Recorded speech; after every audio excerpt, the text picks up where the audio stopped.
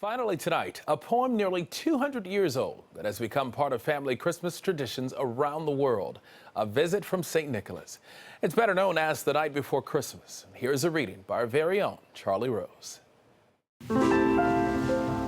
'Twas the Night Before Christmas by Clement Clarke Moore. 'Twas the night before Christmas when all through the house not a creature was stirring, not even a mouse. The stockings were hung by the chimney with care in hopes that St. Nicholas soon would be there. The children were nestled all snug in their beds when visions of sugar plums danced in their heads.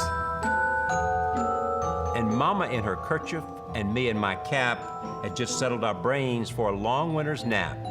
When out on the lawn there rose such a clatter, I sprang from my bed to see what was the matter. Away to the window I flew like a flash, tore open the shutters and threw up the sash. The moon on the breast of the new fallen snow gave a luster of midday to objects below. When what to my wandering eyes did appear but a miniature sleigh and 8 tiny reindeer, with a little old driver so lively and quick, I knew in a moment he must be St. Nick. More rapid than eagles his coursers they came, and he whistled and shouted and called them by name. Now Dasher, now Dancer, now Prancer and Vixen, on Comet, on Cupid, on Donner and Blitzen, to the top of the porch, to the top of the wall. Now dash away, dash away, dash away all. As dry leaves that before the wild hurricane fly, when they meet with an obstacle, mount to the sky.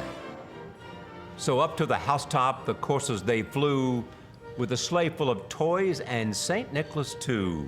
And then in a twinkling I heard on the roof the prancing and pawing of each little hoof. As I drew in my head and was turning around, down the chimney St. Nicholas came with a bound. He was dressed all in fur from his head to his foot, and his clothes were all tarnished with ashes and soot. A bundle of toys he had flung on his back, and he looked like a peddler just opening his pack. His eyes, how they twinkled, his dimples, how merry. His cheeks were like roses, his nose like a cherry. His droll little mouth was drawn up like a bow, and the beard of his chin was as white as the snow. The stump of a pipe he held tight in his teeth, and the smoke it encircled his head like a wreath. He had a broad face and a little round belly that shook when he laughed like a bowl full of jelly. He was chubby and plump, a right jolly old elf, and I laughed when I saw him in spite of myself.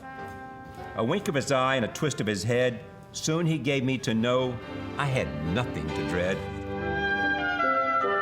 He spoke not a word, but went straight to his work and filled all the stockings, then turned with a jerk, and laying his finger aside his nose and giving a nod, up the chimney he rose.